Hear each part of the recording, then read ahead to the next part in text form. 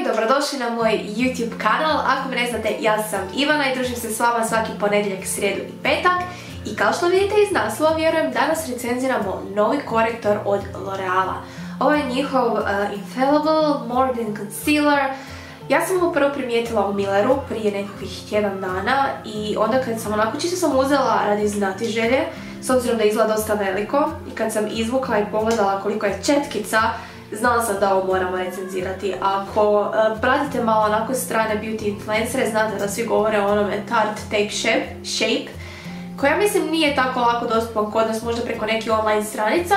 I ovo me jako podsjeća na to zbog te ogromne četkice. Meni je ovo nabavio moj dragi dečko u BP na akciji, koji je stvarno srce i uvijek sluša kad ja cvilim za kozmetikom koju želim.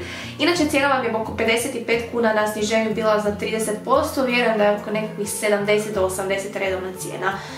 Izgleda malo onako jača cijena nego li inače, odnosno za korektore koje inače ja kupujem. Međutim, kad uzmete u obzir da je ovo 11 ml proizvoda, a tipa nekakvi klasični korektori koji se inače koristila od Catrice su 5 ml, imate osjećaj da dobijete dva za tu cijenu. Pa kad je na sniženju, jednako vam je da kupili dva Catrice ili jedan ovaj, jednostavno dobit ćete istu količinu proizvoda. Ono što me zaista zanima jest činjenica da L'Oreal stvarno ima full onako dobro prekrivanje u svojim proizvodima. Zanima me kako će biti ovo, ima tu ogromnu četkicu, vjerujem da pokušava biti nešto poput Tarte Shape Tape-a koji stalno hvale. Ja ga nažalost nisam probala, možda jednom hoću, ali trenutno još uvijek nisam, a prvo ćemo probati ove L'Oreal. Ima jako blagi miris. Nije bez mirisa, ima ga, tako da vidjet ćemo kako će zapravo funkcionirati na mojim očima, obzirom da su poprilično osjetljive.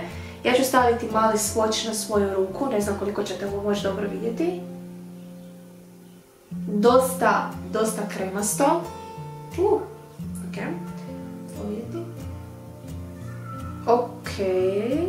Nijansa mi se čini kao savršeno za mene, dosta je svijetla, dragi je pogodio i nijansu jer je sve kupovao sam.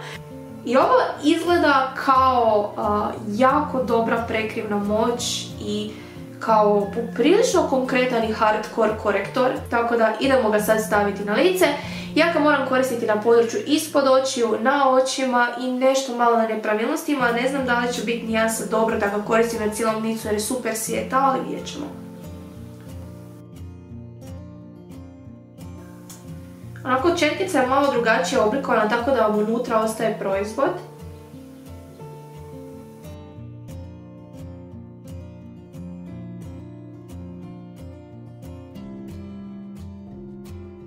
I sad ću naravno ići sa svojom spužvicom kojom inače utapkavam proizvod i početi sa utapkavanjem ispod oka. Nijansa, mislim da će se jako svidjeti culjama koje su stvarno jako svijetle. Ja sam vam full svjetla, inače znam nekad koristiti malo i one kreme za samotamljenje, ali trenutno nemam ništa od toga na sebi.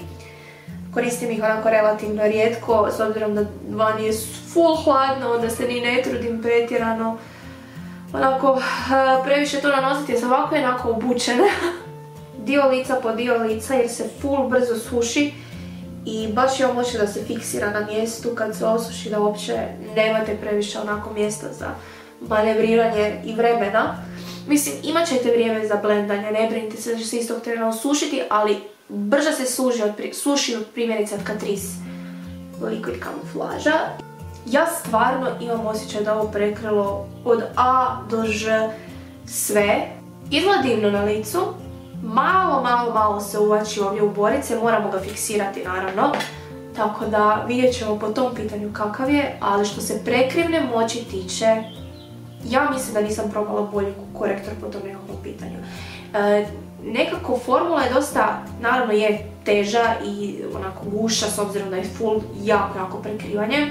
I dosta se onako na mat, bašunasti mat osuši. Tako da mislim da za djevojke koje imaju problema sa malo sušim područjem ispod oka ovo bi moglo biti full teško.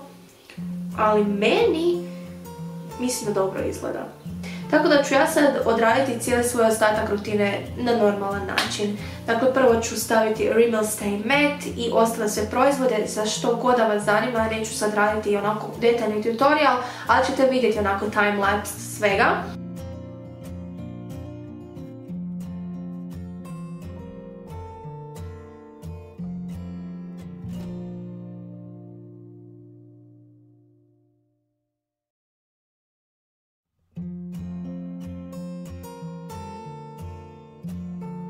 Evo nas sad, nakon što sam završila cijeli svoj make-up, malo se onako gledam u ogledalo. Prvu stvar koju sam primijetila, dakle nema oksidacije, nema micanja na licu, dakle jednom kad se sve fiksira, tu je.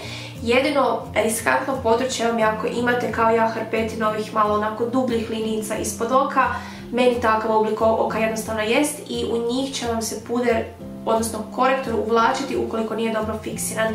Zato ste me mogli vidjeti da sam išla opet u Rimmel Stay Matte i koristila jako precizan kistić s kojim sam onako baš utiskivala taj puder da fiksira korektor što bolje. Mislim da je ovo dosta teži korektor od onih na koje sam do sad navikla i mislim da će biti savršen u kombinaciji za nekakav baking, ali sumnjam da će biti onako super jednostavno za korištenje svakodnevno ako baš imate puno linica kao ja. Ok, bez da previše brbljam, ja idem dalje krenuti sa svojim obavezama pa se vidimo kasnije. Pozdrav ekipa, dobrodošli u drugi dan. Danas je srijeda, jučer je bio utorak.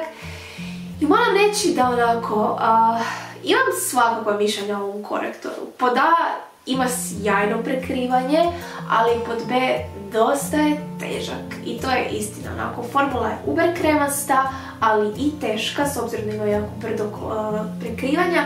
I definitivno vidim i ljude kojima će se ovo jako svidjeti, ali i ljude koji će ovo htjeti onako baciti kroz prozor i reći više nikad.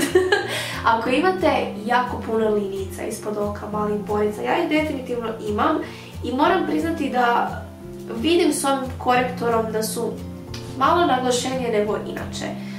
Ne mogu reći da mi sad to previše nekako smeta, obzirom da je to meni onako prirode su mi te linijice, najčešće ih prekriju trepavice. Ako dobro fiksirate korektor neće se tijekom dana mrdati, ali definitivno mislim da može biti na isušujućoj strani ova formula. Dosta je jaka, dosta je teška i neće biti dobra ljudima koji imaju suho okolo očno područje.